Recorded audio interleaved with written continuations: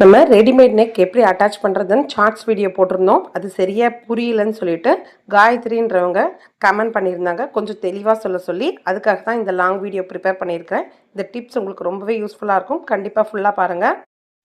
இன்றைக்கி readymade neck ரொம்ப ஈஸியாக எப்படி தைக்கிறதுன்ற ட்ரிக்ஸ் தான் பார்க்க போகிறோம். சாரீ கிராண்டாக இருக்கிறப்ப நெக் டிசைன் கொஞ்சம் சிம்பிளாக எடுத்துக்கோங்க. லைனிங் பீஸ் நான் எப்போவுமே தண்ணியில் அலசிட்டு தான் யூஸ் பண்ணுவேன். அப்போ தான் சுருக்கம் எதுவும் வராமல் நம்மளுக்கு துணி நல்லாயிருக்கும்.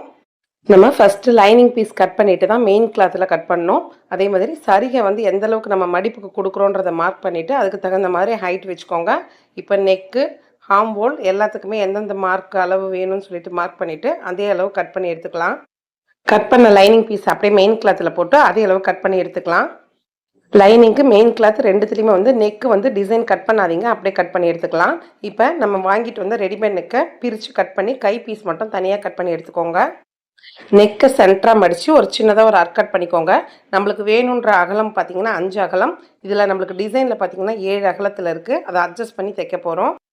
மெயின் கிளாத்தையும் லைனிங் பீஸையும் வந்து நம்ம ஒரு குண்டூசி வச்சு பின் பண்ணிவிடுங்க. அசையாத மாதிரி சென்டராக பண்ணிவிட்டு நம்ம ஃபுல்லாக தையல் போட்டு எடுத்துக்கலாம். கிளாத் எப்படி இருக்குன்னு பார்த்தீங்கன்னா இப்போ சரிகையோட நல்ல பக்கம் கீழே இருக்குது. அதுக்கு மேலே நம்ம லைனிங் பீஸ் வச்சு அப்படியே சேர்த்து தையல் போட்டு எடுத்துக்கலாம். நம்ம பாட்டம் எதுவுமே மடித்து தைக்கல, சுற்றி தையல் போட்டுட்டு எக்ஸ்ட்ரா வர பீசஸ் எல்லாமே கட் பண்ணி எடுத்துக்கலாம். இப்போ சென்டரில் இருக்கிற ஊசியை எடுத்துட்டு நம்ம கட் பண்ணி வச்சுருக்கிற நெக் லைன் எடுத்து வச்சுக்கோங்க.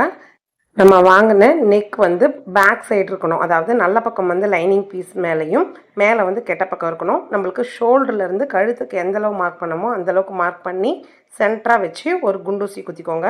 கீழே நெக் லென்த்தும் வந்து நம்மளுக்கு எந்த அளவுக்கு தேவையோ அந்தளவுக்கு மார்க் பண்ணி கரெக்டாக வச்சு மேலேயே ஒரு குண்டூசி குத்திக்கலாம்.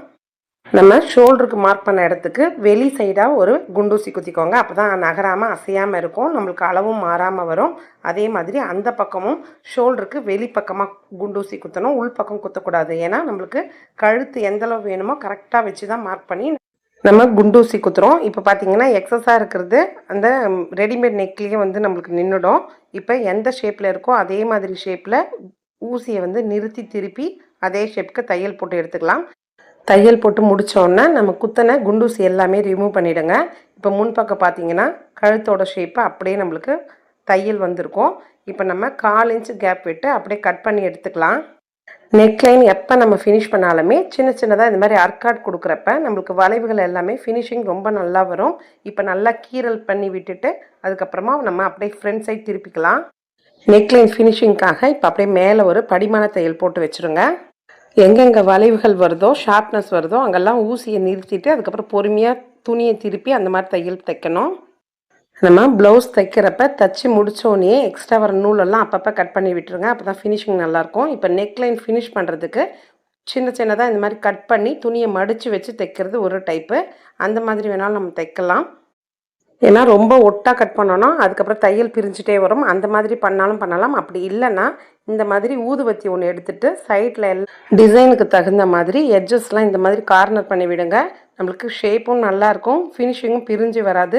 தச்சப்போ பார்த்தீங்கன்னா உங்களுக்கு பர்ஃபெக்டாக இருக்கும். இந்த மெத்தட் ட்ரிக் யூஸ் பண்ணிங்கன்னா உங்களுக்கு ரொம்ப ஈஸியாக ஃபினிஷிங் நல்லா கிடைக்கும். ரெடிமேட் நெக்லைன் தூக்காத மாதிரி எட்ஜஸும் இப்போ நல்லா படிகிற மாதிரி எல்லாம் சேர்த்து ஒன்றா தையல் போட்டுட்டு வந்துடுங்க. நம்மளுக்கு எம்ப்ராய்டரியாக இருக்கவே நான் வந்து இப்போ அப்படியே நார்மல் ஃபுட்டில் தைக்கிறேன். ஒருவேளை உங்களுக்கு பீட்ஸோ இல்லைன்னா ஸ்டோனோ இருக்கிற மாதிரி இருந்தால் 1 ஃபுட் போட்டு நீங்கள் அதில் தையுங்க. ரெடிமேட் நெக் பர்ஃபெக்டாக ஃபிக்ஸ் ஆகிடுச்சு. இப்போ நூலெல்லாம் கட் பண்ணி விட்டுட்டு ப்ளவுஸோட ஹைட்டுக்கு தகுந்த மாதிரி கீழே மடிப்பு மடித்து தைச்சிக்கலாம். நான் வந்து பார்டர் பெருசாக இருக்கனவே கொஞ்சம் சேர்த்து தான் மடித்து தைக்கிறேன். அதெல்லாம் தையல் போட்டு எடுத்துகிட்டு பேக் சைட் டாட் பிடிச்சிக்கோங்க. சென்டர் பண்ணி டாட் பிடிங்க. 2 டாட்டும் ஒன்றா இருக்கிற மாதிரி நல்லா ஷார்ப் கொடுத்து கொஞ்சம் லென்த்தாக பிடிக்கிறப்ப நம்மளுக்கு இடுப்பு ஷேப் நல்லா பார்வையாக இருக்கும். இப்போ பாருங்கள் ப்ளவுஸு நல்லா ஃபினிஷிங் சூப்பராக ஆகிடுச்சு. சாரியோடு பார்க்குறப்ப கிராண்டான சாரிக்கு சிம்பிளான ப்ளவுஸாகவும் இருக்கும், ரொம்ப அட்ராக்ஷனாக மேட்சிங்காகவும் இருக்கும்.